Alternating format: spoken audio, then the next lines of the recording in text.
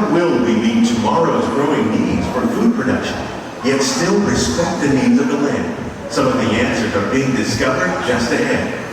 To help us maintain these carefully controlled ecosystems, and for your safety, please remain seated in your boat at all times.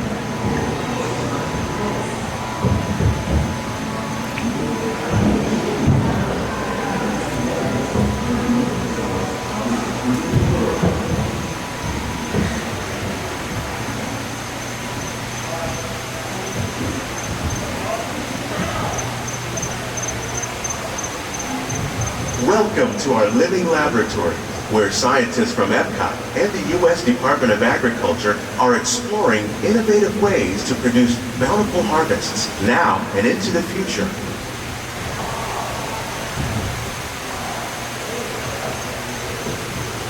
The tropics are home to the greatest diversity of plants on the planet.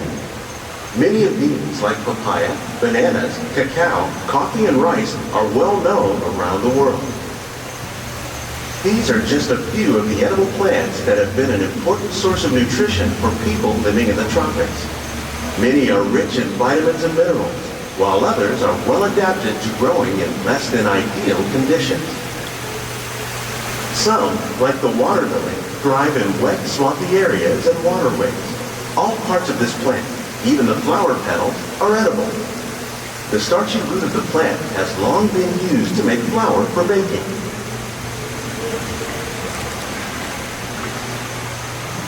One day, many of these lesser-known tropical plants may be as important as the bananas growing on both sides of the boat. More than 28 million tons of bananas are eaten annually, making it the most popular fruit in the world.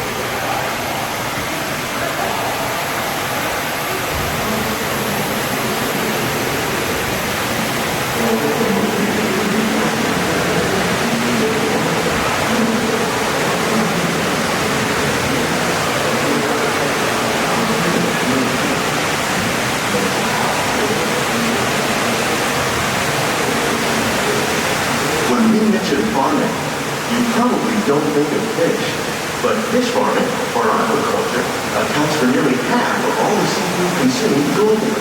Tilapia, bass, and catfish, like the ones you see here, are three of the more popular crops raised by fish farmers.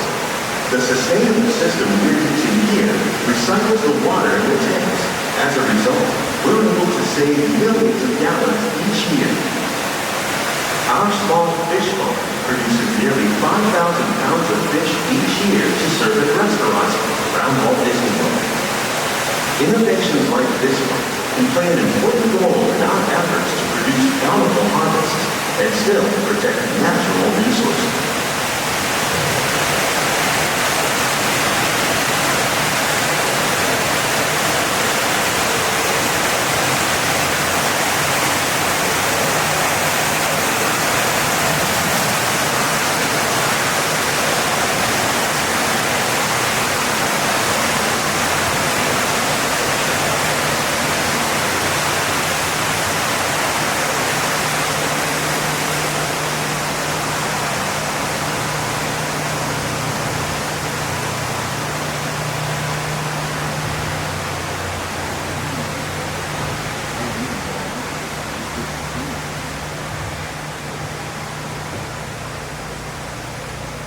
While there are more than 50,000 edible plant species in the world, most of us are only familiar with the handful that make up our everyday diet. The common grains growing here, wheat, maize, sorghum, and millet, plus rice, account for nearly 2/3 of our global food consumption.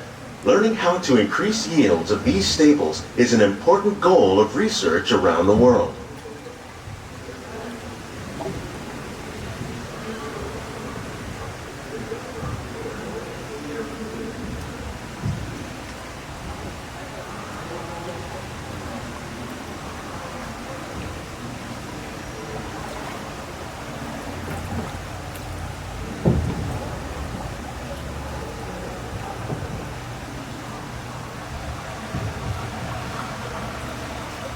These plants are definitely on their way up.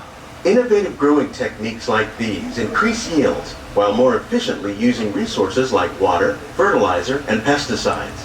Another innovation at work here is our integrated pest management program. By populating our greenhouses with beneficial insects that prey on harmful pests like aphids and flies, we are significantly reducing our reliance on conventional pesticides. We're growing these crops using our nutrient film system. This technique precisely controls and recycles water and nutrients. With it, we can produce over 27,000 heads of lettuce a year in this one small area.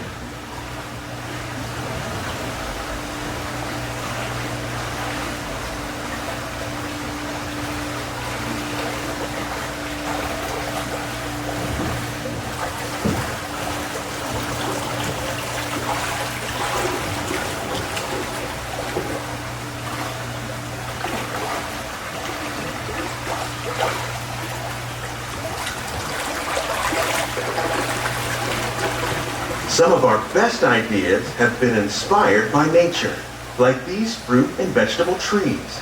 By growing these ground plants vertically, we can increase yields and better control diseases.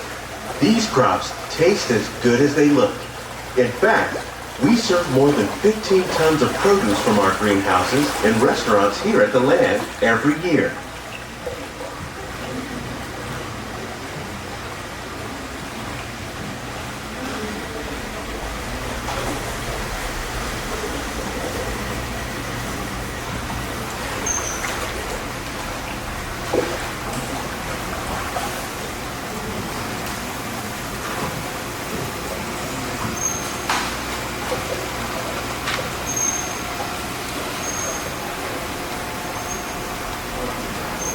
The future of agriculture may include innovative ideas like this vertical growing system.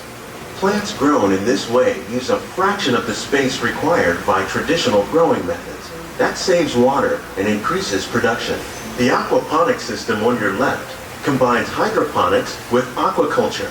The fish provide a natural source of fertilizer for the plants, and the plants help keep the water clean for the fish. It's another great way to produce more while using less. In our lab, EPCOT scientists are working with the U.S. Department of Agriculture on a number of innovative projects. The goal of these efforts is to produce higher yielding and better quality plants.